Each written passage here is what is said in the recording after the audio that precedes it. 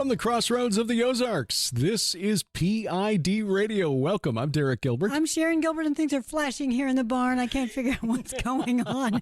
It's warming up is what's going on. The LED strip lights that we've got that provide illumination here inside the barn, it got so cold that I think two of the strips up there pulled away from the third one, so they're not drawing power. But now it's warming up a little bit, so they expanded, and there they go. They're on now. Hello. Yes, they've just... Boy, that is just really strange. Got to get up there with the ladder, I think. Yeah, just kind of make sure they're tightly connected. That was weird. Yeah, when you came in and closed the door, they flickered on and off for a second and stayed off. And now, again, as the sun warms the barn, as the sun comes up over the cabbage farm, we are now fully illuminated. Not in that way, though. But not in that way. Just have some nice bright lights. Oh, yes. And we have lights in here, and we are in the barn in a nice, warm barn, by the way, because of you. And we want to thank you once again for that. Thank you for making Build Barn Better a reality. We have a workspace here that we can use. Grace has come out to work with us. And once again, Grace, the rescue dog, is... gracing us with her presence. Yes, she always does. I know. Whenever she's present, she is gracing us. I know. Many of you have been following Grace's jokes on Facebook. And if you haven't been, you really need to go on there. Grace shares one every evening. She does. And they are what you would... They fall squarely into the category of dad jokes. Grown kinds of jokes. For grown-ups. No, they're just... You literally will groan when you read them.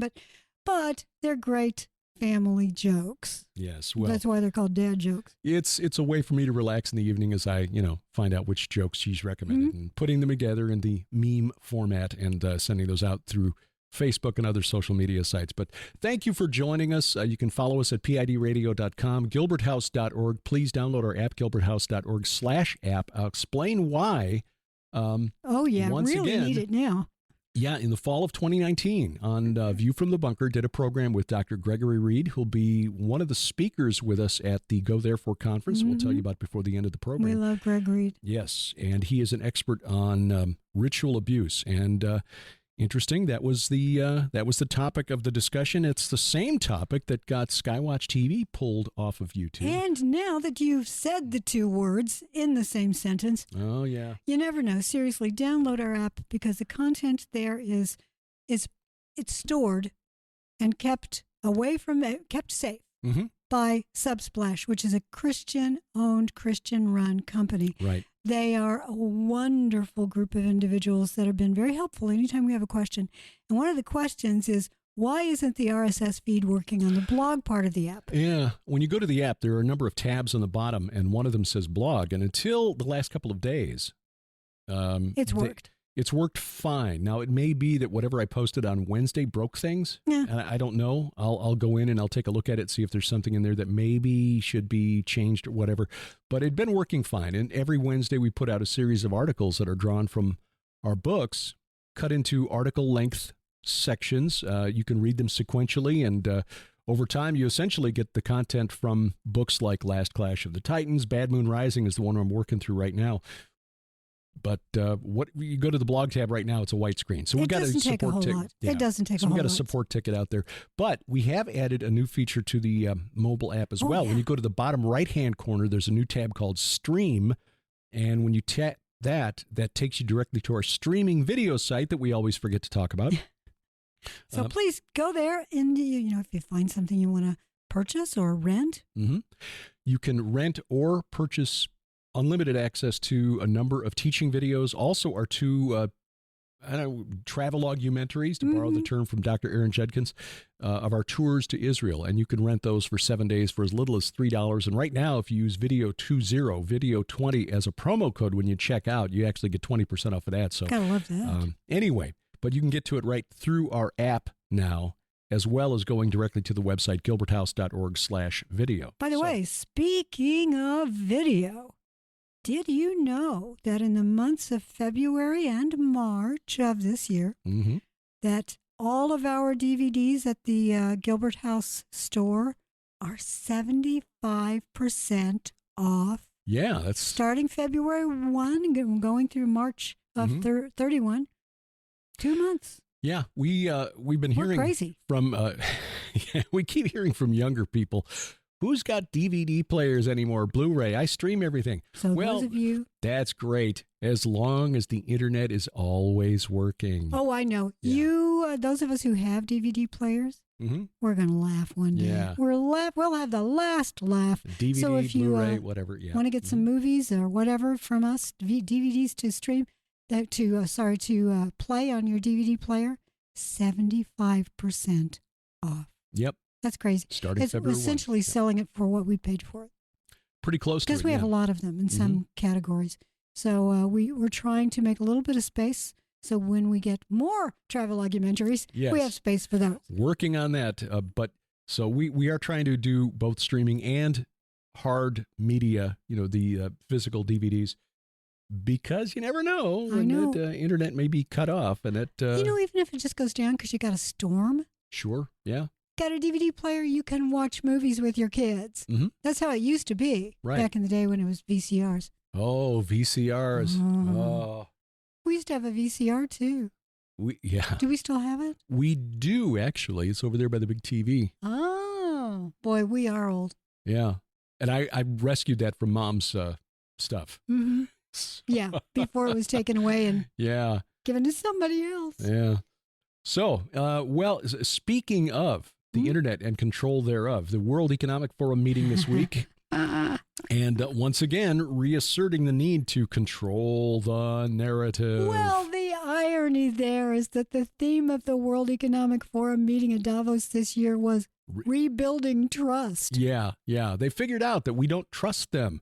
It's like, maybe it's because you guys keep telling us that you should tell us how we're supposed to live and control our lives. We're just trying to make life better for you, they might say. Yeah. Not sure I agree with your police work there. You want to take away my DVD player. Yeah, and internet access. And, well, the World Economic Forum, the World Health Organization, UNESCO, even the American Psychiatric Association this past week argued for a need to control mis, and malinformation because there are too many people out there thinking for themselves and they're not thinking right. How about winformation? Winformation? Yeah, when you want to win. Oh, I see. Huh?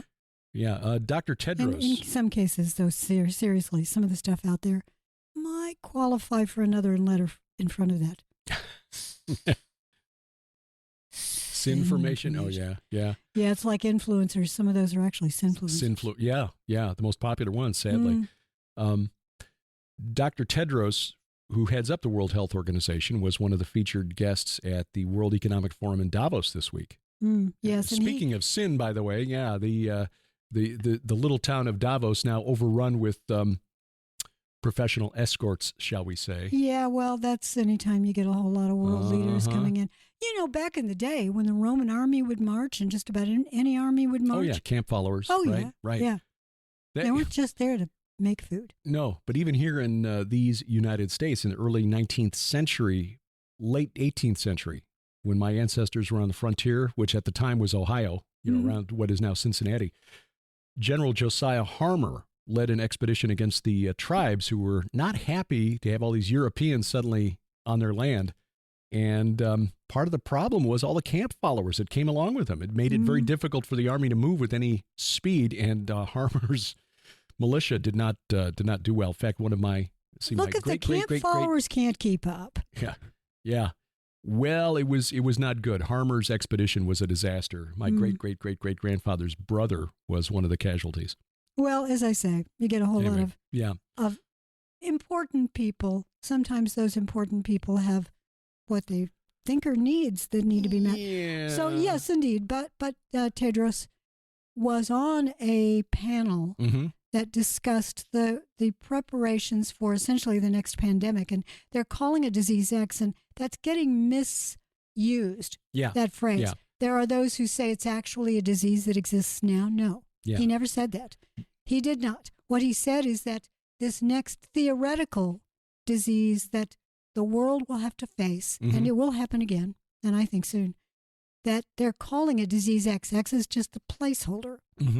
And he said that it, in some ways, because it came out of nowhere, seemed to come out of nowhere, COVID-19 was essentially a type of disease X, an unknown that came along, and the world had to figure out how to deal with it. But there were a lot of things he said that I can't say because this is on YouTube. But if we disappear, go to the app, and you will be able to hear me say the following: because mRNA technology exists, that is a platform that can be used for almost instantaneous, not quite that fast, but very quick turnaround for a new vaccine.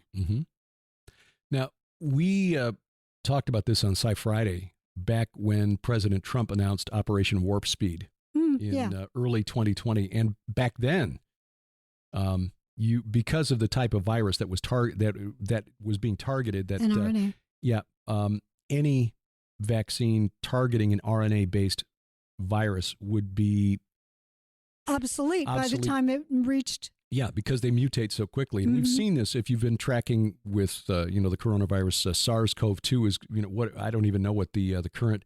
I think they've run out of names. They got the Omicron, and then they just sort of gave up. And then the subsets of Omicron. The current one is J.1. something. Yeah.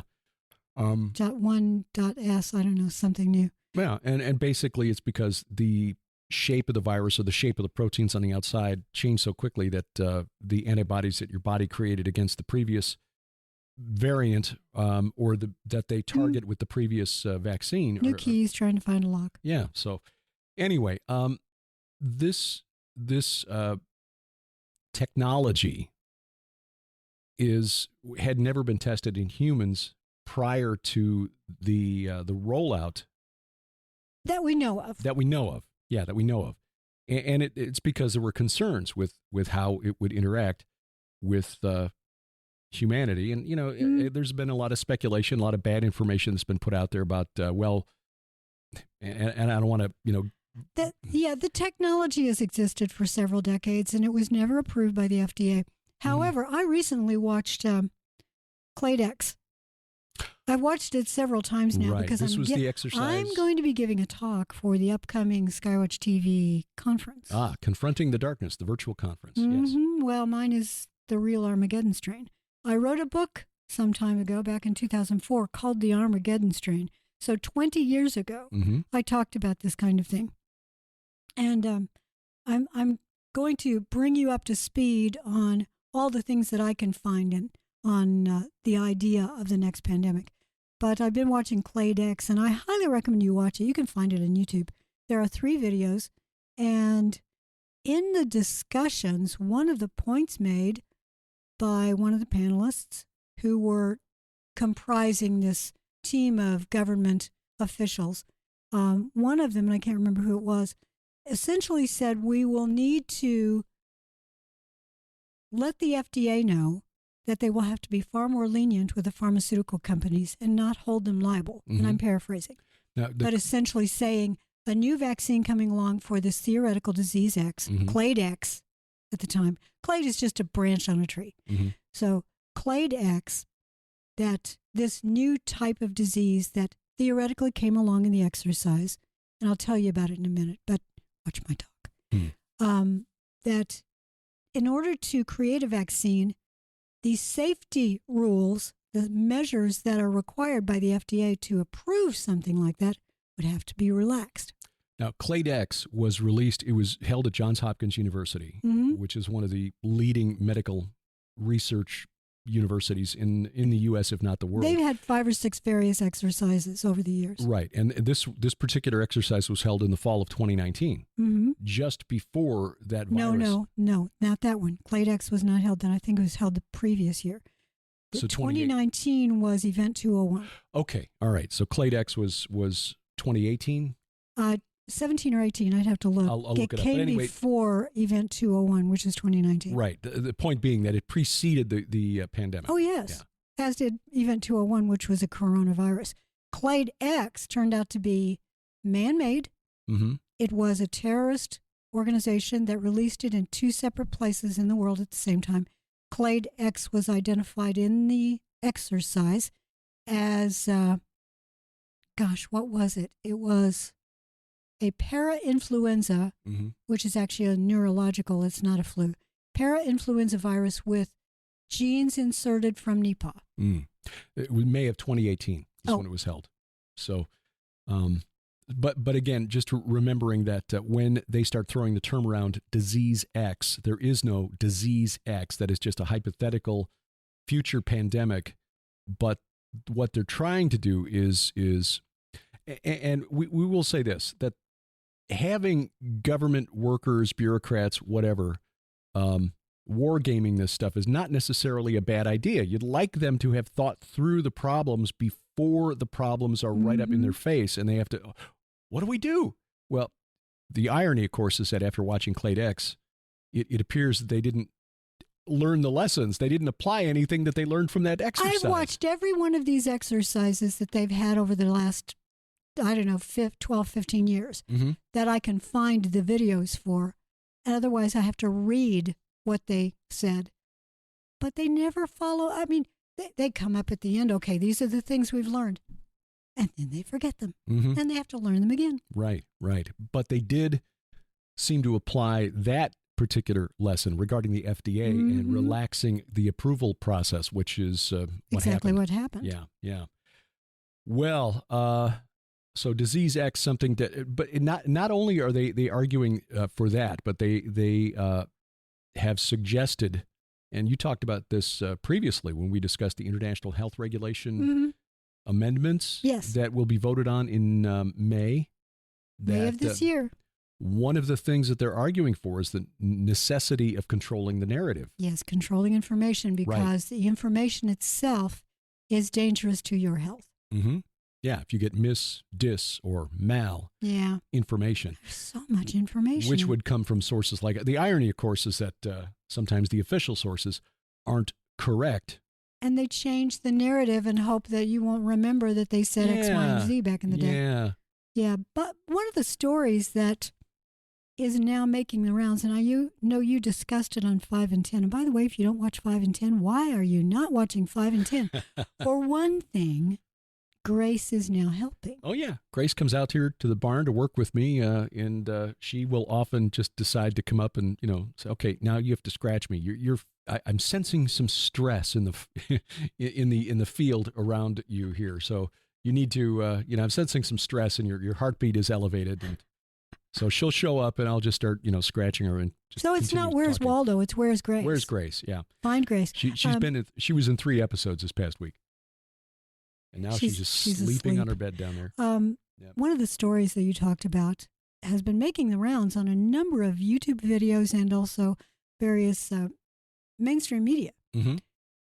That a version of coronavirus, SARS-CoV-2, that has been sort of altered, tweaked in the Chinese lab, has been used to infect transgenic mice. Right. This is a virus that they're calling GX_P2V. So GXP2V. It was done in China, which, of course, what could possibly go wrong? This virus reportedly attacked the brains of mice that were engineered to be humanized. This study it comes out of Beijing. It's published at BioRxiv. Yes, which is a peer-reviewed pre-pub. Right. And the mice are ACE2 transgenic. ACE2 are the receptors that were targeted reportedly by the SARS-CoV-2 virus leading to the COVID-19 pandemic. But yeah, this is preprint, meaning it's not yet peer-reviewed. It has been submitted for peer review. And we'll see what happens there. But this is a pangolin coronavirus. And of course, pangolin was supposedly the reservoir animal in the very early stages. Right. Now, the detail that seemed kind of startling, and I didn't catch it, so I'm glad that you brought this up this morning because you helped me understand this better. The headline at the New York Post and the headline a lot of people are focusing on is it was 100% lethal in the humanized mice. 100%. That does sound frightening, doesn't it? It does. Until you go back and you read the studies from 2020 on SARS-CoV-2 and all of the transgenic mice, same mice, all with ACE2 genes in them. So they have this human receptor on cells throughout their bodies. They all died in every study. But the SARS-CoV-2 virus was not 100% fatal to humans. No. So that's the thing to remember. No. What I would want to know from this study is, were there tissues that were affected adversely in this tweaked version that were not affected in the previous studies? Mm-hmm. In other words, rather than cardiovascular, is it primarily neurological? What is it? Yeah. According to the New York Post study, and this virus, by the way, again, from pangolins, not the version that got loose back in 2019, 2020. So it wasn't tweaked. Forgive me. I've been using the term that it was altered in some way. Well, but is the way they naturally they said discovered it? They said this is a mutated version of one that was found in pangolins. Oh, I see. Mutated. Which, did they say whether or not they mutated it or? Well, let's see.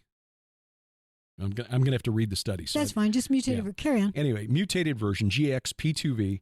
They did say that the infected mice died within just 8 days, which researchers said was a surprisingly rapid death rate.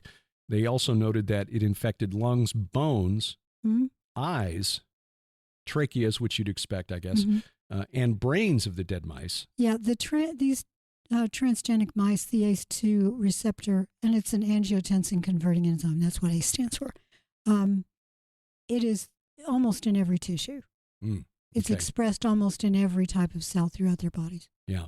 In the days before their deaths, again, New York Post reporting, the mice had quickly lost weight, exhibited a hunched posture, and moved extremely sluggishly. Most eerie of all, their eyes turned completely white the day before they died. I think that may be new. I think they died in 8 to 10 days in the previous studies in 2020. And they generally stopped eating. They lost weight. Sure. Now, it does say this. The study is the first of its kind to report a 100% mortality rate in mice infected by the COVID-19 related virus. Far surpassing previously reported results from another study. Now, okay, again, so they're saying this is a related virus. Of course, it's a SARS-CoV-2, but it's from a different species and it's mutated. Exactly, yes. It is a cousin of the virus that actually got loose in the wild. Again, this is from pangolins, not from bats. What's important to remember here is that the results of the study do not indicate how it would affect human beings. That's buried like 12 paragraphs into the story. Yes, but I have to jump in because early on, if you'll recall, they said this was not a bat virus. Yes. So the bat lady had nothing to do with it. Right. This was a pangolin virus. Pangolin virus, right. The worry here expressed by... And by that I mean COVID-19. Correct, yes. They're calling it a COVID-19 cousin, but you could also say that about certain strains of the common cold because it's a coronavirus. Yeah. Yeah. Francois Ballou, who's an epidemiology expert at University College London's Genetics Institute, slammed the research as terrible and scientifically totally pointless. Quote, I can see nothing of vague interest that can be learned from force infecting a weird breed of humanized mice with a random virus. Conversely, I could see how much stuff might go wrong. Excuse me, but those mice are used in labs every day all over the world. This is another and one more interesting detail, which is worth noting given what happened in 2019. The preprint does not specify the biosafety level and biosafety precautions used for the research. Didn't win? It did not specify what level of biosecurity they used during this research. Now, some of the labs in China, and this was noted by U.S. intelligence analysts looking at the Wuhan Institute of Virology, that some of the work they were doing was at BSL-2, which is like what you get in your dentist's office. Good grief. Yeah, so don't know if that's the case here. The point that he's making is that they didn't say what level they're working with. And again, the research does not say that this would even infect humans or how it would affect humans if it could infect humans. Let me just remind everybody listening that gain-of-function research was supposed to be considered a no-go thing. It had essentially been set into moratorium state. As far back as, I think 2012, maybe even earlier than that, because there was a study where H5N1, which is an influenza virus, and it's, by the way, H5N1 is infecting flocks and mammals all over the world with a very high death rate. Yep. but so far doesn't really spread very well human to human. A few humans have caught it, but generally it doesn't go H2H. In 2012 or so, a group of scientists used H5N1, passed it through ferrets multiple times, like 15, 20 times, to get it to mutate. And it did. And it became highly transmissible. When they published that, the rest of the world started screaming and yelling and saying, how dare you do that's unethical and this and that. And suddenly the gain of function research that was existing became anathema. And it was announced, at least here in the United States and I think also in Europe, we're going to have a moratorium. We're putting a pause on all gain of function, which is why for so long countries were denying, beginning in 2020, no, we haven't been doing gain of function. Remember, we all said it was bad. Because it is dangerous. Yeah, it turned out that happened not to be the case. That the National Institute of Allergies and Infectious Diseases, Dr. Anthony Fauci's organization, was sending money through another group, and they were sending it on to the Wuhan Institute of Virology to do gain of function research. I didn't know what they were doing with it. Yeah, you did. Not my fault. You really did. Yeah, well. So anyway, so Disease X, don't freak out. Don't freak out. Don't freak out about the mice dying. Frankly, I feel bad for the mice. Well, yeah. And again, Dr. Ballou at University College London, force infecting a weird breed of humanized mice. I'm sorry, go ahead. I just say pray that they are taking more precautions at this. And by the way, there's no connection to this lab that was doing this research with the Wuhan Institute of Virology. None at all. Yeah. When I was studying genetics at IU, we had one class. It was one of the upper level genetics classes, and one of the questions was and I think at the time it was, it was Hanta virus that was really becoming, a big problem in the Southwest. And one of the questions the professor asked us was, how can we transgenically alter a mouse for us to test Hanta? Because mice are the carriers. So how can we get it to mutate so that it's no longer transmissible to humans, or to make it less lethal, or to make it more lethal? He was giving us these theoretical, these thought problems. And of course, we were all really, that's really interesting. And I kept thinking, those poor mice. But it's also the idea of how can we prepare for the future? Hanta was relatively secluded. Isolated. It didn't really branch out much beyond a small area. And there weren't that many people who were infected. As I recall, it had a really high morbidity rate. A lot of people got sick and a relatively high mortality rate. If you're unfamiliar with hantavirus, Hanta, look it up. It was, they finally discovered, I think it was deer mice that were spreading it, and it was their feces that carried the virus. And as people were doing their spring cleaning, they were kicking up the dust and kicking up the feces from the mice that were just in their little trailers and their little homes, and quite a number of people became ill. That's the kind of thing that could emerge, and had Hanta become human-to-human transmissible, it could have been a real problem. It's mainly in the western U.S., hantavirus. Colorado, New Mexico, Arizona, New Mexico, Texas, but also California, Washington seem to be. The rest of the U.S., you find some cases, but it's in the less than 20 per year. But New Mexico, 119. Now that's the number of cumulative cases. Okay, so it's not per year. That's cumulative since 1993 through 2021. That's what I'm saying. So the number of cases is relatively low. Right. But dangerous enough that if somebody started messing with it, as in the Armageddon strain. Exactly, which is why when you ask your students, how can we alter mice? What genes would we need to alter in order to make them a test case for this virus or a mutated version of this virus. Mm-hmm. It's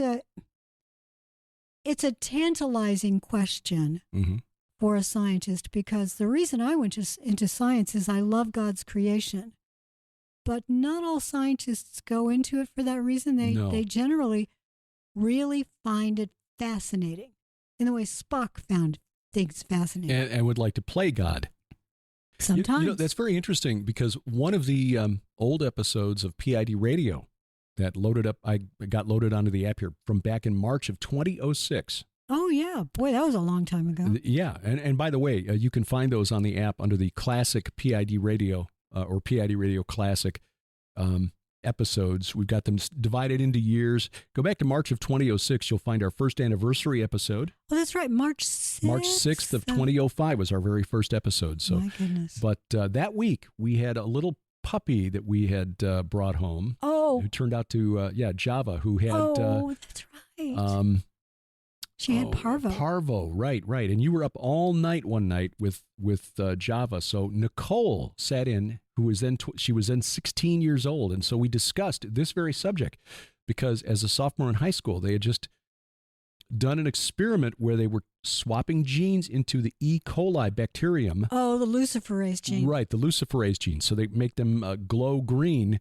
It was kind of funny because her good friend Tom Rust, who she's still friends with to this day. Oh, yeah. And now it's like, okay, he's married, he's got children. Oh, yeah, we remember when this little kid was, yeah. Anyway, he messed up the experiment, but their student teacher had then done something else. So Tom was off the hook, because the experiment would have failed because of Tom's mistake, but then the student teacher did something wrong and left it in the oven too long, whatever. So Tom was off the hook. Or something? Yeah, left it in the autoclave too long. Who knows? But the teacher asked them some of these questions. How do you feel about swapping genes into other creatures? And Nicole, at the age of 16, very wisely said, well, there's only one being who should have the power to do that kind of thing, and that's God. Mm-hmm. So, amen. Yeah. So you can find that episode in PID Radio Classic. But again, that's the kind of thing we've been talking about on our podcasts, and even prior to that with the Armageddon strain. And then, of course, you allowed me to borrow the plot device of that, the BioStrain chip, the delivery mechanism for this mm-hmm. modified virus for the God conspiracy, which was, I updated it and we republished it in 2020 because suddenly it was a lot more relevant than it had been. I know. I very nearly republished Armageddon strain because it's not available anymore. Nearly did that in 2020, but I thought, that's going to get me in so much trouble. I'm just not going to do that. I'll wait. Yeah. And I probably will. We probably will republish that eventually, but we need to take a break. We do. When we come back, I want to talk a little bit about the situation between, well, in the Middle East in general, but Iran and Pakistan, and why they are throwing, bombs at each other. What's going on over there, and why is Joe Biden not talking to Benjamin Netanyahu? Oh, apparently they haven't spoken since before New Year's. That's wow. Yeah. Well, more PID Radio straight ahead.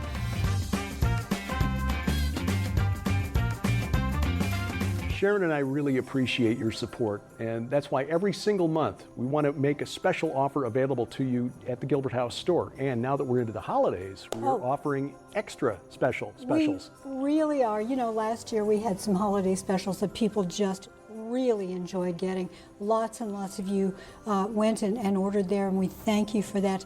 We're doing the same thing this year. Lots of great deals, including Red Wing Saga specials, Derek's book specials, and blowout prices on all of our DVDs. Yes, but if you prefer streaming video, so you get instant access in full HD. And no shipping. And no shipping, right. We've got special discounts available now at our online streaming site, gilberthouse.org/video. That includes even our full-length travelogumentaries, our Wars of the Gods Volume 1 and Volume 2, now at a special discounted price through the end of January. That is such a deal. And by the way, those of you who have loved Vicki Joy Anderson's book, They Only Come Out at Night, that book is also on special December and January.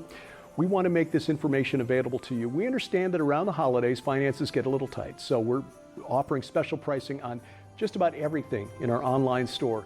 We're all in the middle of a battlefield. We are. And we all need good information. Please take advantage of our special offers, gilberthouse.org/video and gilberthouse.org/store. And thank you for your prayers and support. Amen.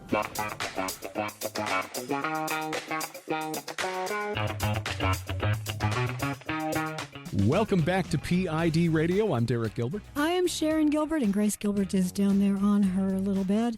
And we want to welcome you back. We want to remind you that we still go to Israel now and then. We're planning to go this year, believe it or not.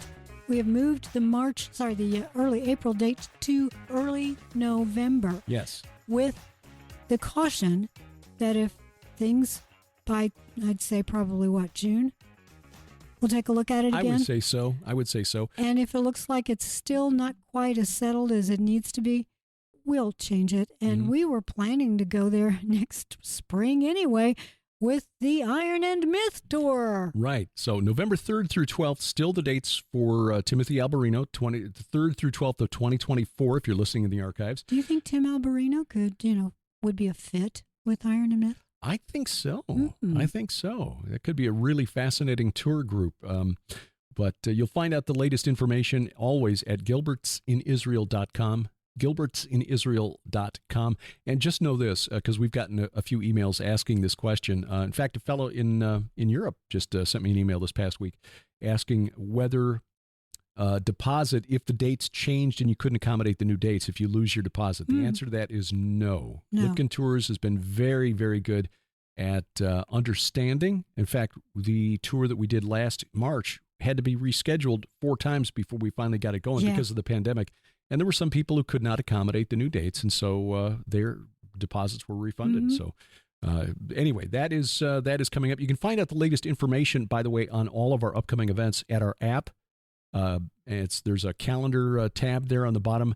You can also go to the website, gilberthouse.org. So what you're saying is everything is at the app? Pretty much, yeah. Yeah, absolutely. Wow, absolutely. Yeah. We need to. There's a wonderful conversation area on the app, by the way, and we occasionally will put in photographs. So, you may find a Grace picture that is exclusive to the app. Yeah. Yeah, just took one now. I'll put that up in the PID radio section here this morning. She's Grace, awfully cute. Yeah, she is. You got groomed by Miss Eileen at Pet Cuts in Crane yesterday. Smells wonderful. Yeah, she does. By the way, about 2 weeks ago or so, gosh, time flies, I did a video that I posted really quickly up to Facebook just thanking people for their help with Build Barn Better. And I promised that you and I would do a video. We've not done that video. We have not. Well, so we will. We need to record a couple more episodes of Unraveling Revelations. So while we're, cleaned up for that, maybe we can do that. Well, we'll figure it out. Yeah. We'll get her done here soon. Depends on whether or not you can take us as we are. Before the break, you said that we were going to talk about Joe Biden. Well, Joe Biden, but also I want to step back for just a second. One of the surprise stories this week, Iran launched airstrikes into northern Syria and northern Iraq. Some of them at first seemed to be landing close to the American consulate in Erbil, which is in the Kurdish region of northern Iraq. And there have been more than 100 missile launches at American bases inside Iraq and Syria since October 7th, mainly coming from Iran-backed militia groups inside Iraq. There were those inside the U.S. military who, as far back as 2001, were saying, don't attack Iraq. If you take down the Sunni strongman Saddam Hussein, you will let the Shia majority turn Iraq into Iran's new best friend. And that is sort of what has happened. You've got these Shia militia groups there that are supported by Iran. There are other dynamics at work there, and this is, I think, one of the things that we in the West don't understand very well, self-included. Raising my hand, yes, Mr. Mrs. Gilbert, G. because the info on X today, formerly Twitter, is that 21 seconds ago this came in. The Islamic resistance in Iraq has now claimed responsibility for the rocket and possible ballistic missile attack earlier on the Al-Assad air base in western Iraq that resulted in several injuries to Iraqi and American military personnel. Right. So the concern when those bombs fell on Erbil, and Iran did claim responsibility, the Iran Republican Guard Corps, IRGC, they claimed it was a Mossad base, that Israeli intelligence was using that site that they hit. Again, the first reaction was, boy, that's awfully close to the U.S. consulate. Are they trying to ramp up and actually start a direct war with the U.S. instead of a proxy war, which is kind of what's going on? Don't know, but again, they also hit some sites in northern Syria, groups that Iran says are fomenting trouble for the Iranian government. There are groups that are agitating against the Ayatollahs. But it seems to me that, and I've got another breaking news story to tell you in a second. It seems to me that, spiritually speaking, because that's what you really have to take a look at, the spirits behind the human activities. Spiritually speaking, it seems like the spirits there are all at war with one another. Yeah, and that is, boy, we can really get tied up in knots trying to untangle that, because that is difficult. Because we really do see through a glass darkly when it comes time to try to understand that. Breaking news, I will tell you right now, is that here's the claim. Now, again, this is a claim. The Houthis in Yemen are claiming that they plan to close all 3 waterways in the Middle East. Here is the graphic. Okay. They're trying to form a triangle of ownership, I guess. Okay. This, and that would be the Red Sea and then the Persian Gulf. Yeah, the Gulf of Aden. Or Gulf of Arabia, depending on who you ask. But the Gulf of Aden is what leads to the Red Sea, and that's important because about 12% of global trade sails through the Red Sea on its way to the Suez Canal. And there are an awful lot of Western assets in that region right now. There are, and they have essentially closed it off. The number of commercial ships in the Gulf of Aden has dropped to the lowest level on record this week. The lowest level since they began tracking this some 70 years ago. The amount of container ship traffic going through the Gulf of Aden is down 90% from the average in 2023. Yeah, the cost to go through there now, assuming you can get through, has now gone up. Yeah, tanker carriers as opposed to bulk cargo carriers. The bulk cargo carriers, for the most part, are almost exclusively now just going around the Cape of Good Hope. That's the southern tip of Africa. Tanker carriers are now beginning to make that switch. Shell this past week announced it would no longer send tankers through the Red Sea. The Houthis announced yesterday that they would target anything not connected to Russia and China. So it's not just Israel anymore. But, they're basically being used as a proxy, not just by Iran, but by the Russians and Chinese, who see some value in stirring up trouble for the United States in the Middle East. Very much so. And why on earth would anyone want to bring Pakistan into this? Well, and that's the other thing. And I talked with Dr. Timothy Furnish about this last night, 2 nights ago. That'll be next week's View from the Bunker. He's got a degree, a doctorate in Islamic eschatology. I didn't even know there was such a thing outside of Islam. But yeah, it's like, Tim, why did you... It's like, well, yeah, my wife asked me the same thing because my books haven't sold kind of as well as we had hoped. It's like, yeah, writing books on Islamic eschatology, not exactly for a mass appeal market. I think it's a very important topic, though. It truly is. So here's the thing. The thing that followed the attack on Erbil and Iran's claim that this was aimed at Mossad was followed by airstrikes on a group inside the Baluchistan, and I think that's how Tim said to pronounce it, the ch instead of a k. Baluchistan province of Pakistan, which is western Pakistan, was at a separatist group that operates on both sides of the border between Pakistan and Iran. The Baloch people are sort of like the Kurds in that they got rooked out of having an independent homeland, even though they're the dominant ethno-linguistic group in southeast Iran, western Pakistan, and southern Afghanistan. They straddle the border just like the Kurds do between Iraq, Syria, and Turkey, and Iran and Azerbaijan. The Kurds, like, 20 million Kurds or something, and they didn't wind up with a homeland after World War I, and the Baloch people are kind of in the same boat. They are religiously Sunni, so there's also that tension between them and Iran because Iran is Shia, and the Shias and the Sunnis really don't like each other. They each consider the other group heretics. So Iran struck this Baloch separatist group inside Pakistan. Pakistan responded because they said, hey, it's a violation of our territorial integrity. They hit another Baloch separatist group on the Iranian side of the border. And so while they're essentially not targeting each other's, governments or anything like that, or even their militaries, they're striking at these separatist groups. They're doing it inside each other's territories. Because the wild card here, the X factor, if you will, is the fact that Pakistan has nuclear weapons. Yes.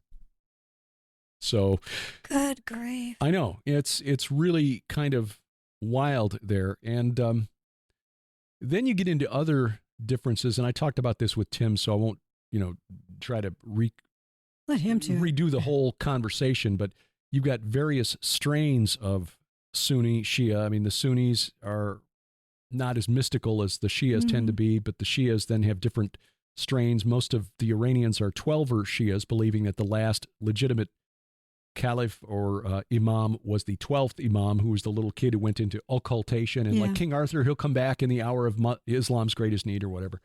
But the Houthis, who are backed by Iran, are 7er. Or they're 5ers. 5ers, yes. Zaidi Muslims. So they believe that the last legit leader of Islam was the 5th imam. And then you've got, the Ismailis, who are mainly in Lebanon. Those are the 7ers.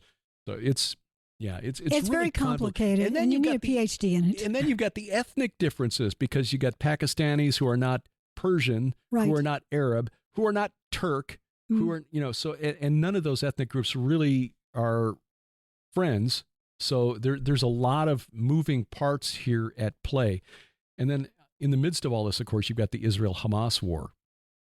And apparently, according to a report in Israeli media, Joe Biden and Netanyahu had been speaking just about every other day since October 7th. But in late December, Biden, she found a sunbeam. How about that?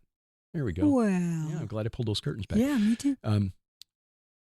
Biden and Netanyahu were speaking. Biden wanted the Israeli government to start paying the tax revenues that Israel collects for the Palestinian Authority. It is Israeli Arabs who live in what the world calls the West Bank. That's Judea and Samaria. They pay taxes to the government of Israel. Israel remits that to the PA. And when this whole thing started, under the pay for slay law passed by Israel, where the Palestinian Authority pays the families of guys who commit terror acts, the Israeli government decided to hold up those payments. Well, I can understand why you're taking the money that we're giving you. Right. And you're using it to kill our citizens. Yes. Yeah, to why reward would we fund that? Exactly. Well, Biden wanted him to give up the money, and Netanyahu said he wouldn't do it. And so Biden reportedly said, this conversation's over, and he hung up on Netanyahu, and they have not spoken in a month.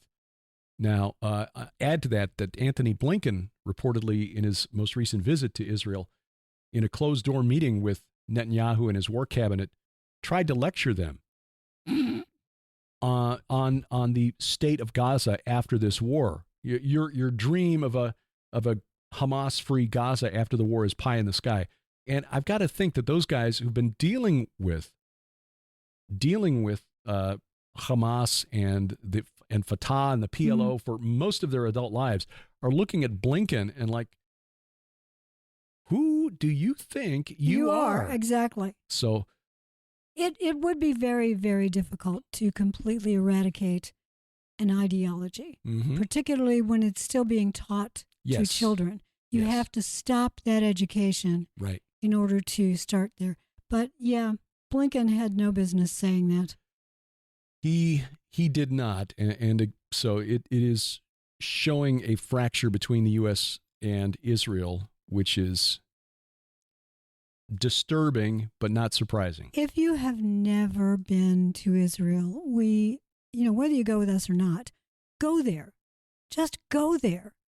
And it will really open your eyes. Travel in general to other countries is eye-opening. You get to see and meet and interact with people that have grown up with different ideas of the world from you. And I think it's really a good idea to speak to people from different faith backgrounds as well, to hear their side of things. It doesn't mean that we are wrong. Yahweh really did create the universe. He spoke everything into being. Jesus really did die for all of our sins, and he is the Savior. He is Messiah. He is the true King of this world.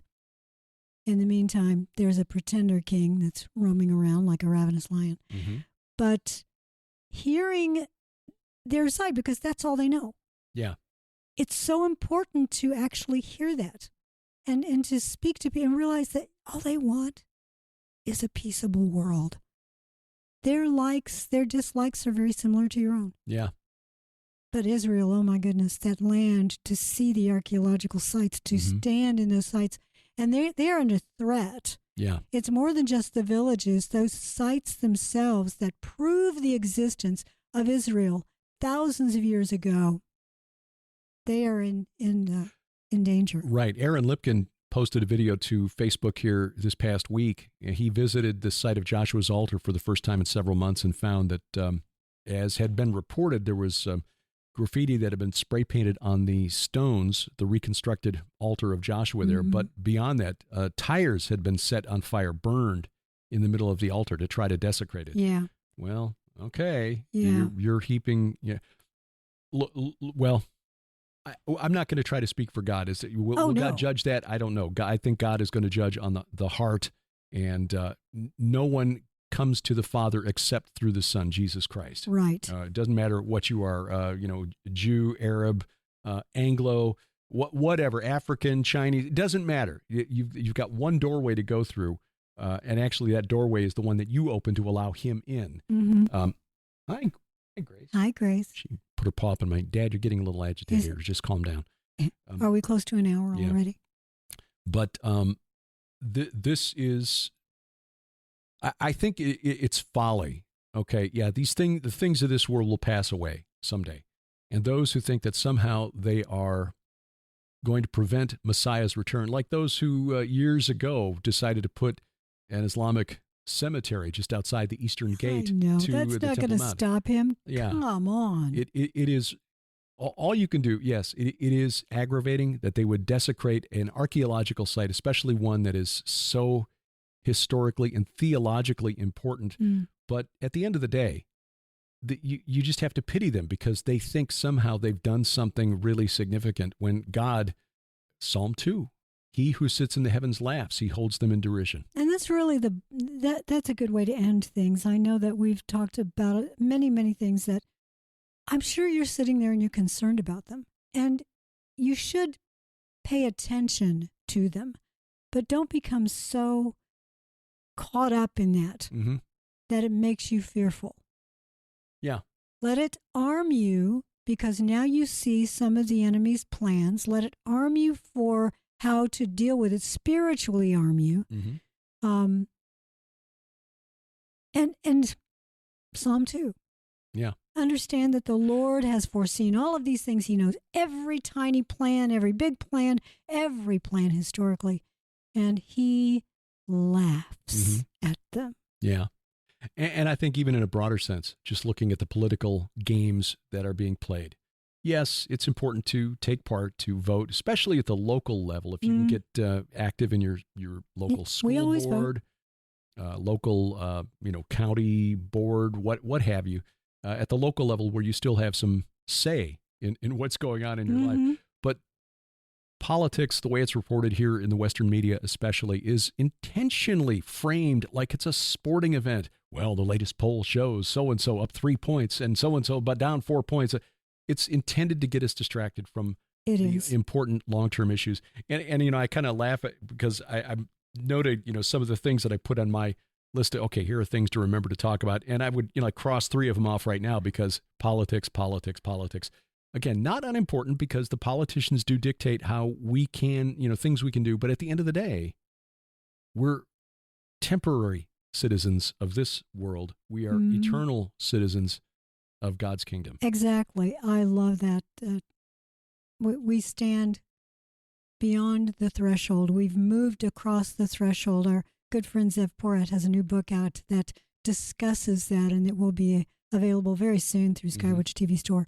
But the idea of being part of the kingdom, that's big. Yeah. That is big. You are either part of the kingdom or you are not. Mm-hmm. And the kingdom may not be manifest visibly right now, but it will be soon. It will be soon. And you need to be ready. By the way, you said something about voting, and you know me, I think it's very important too.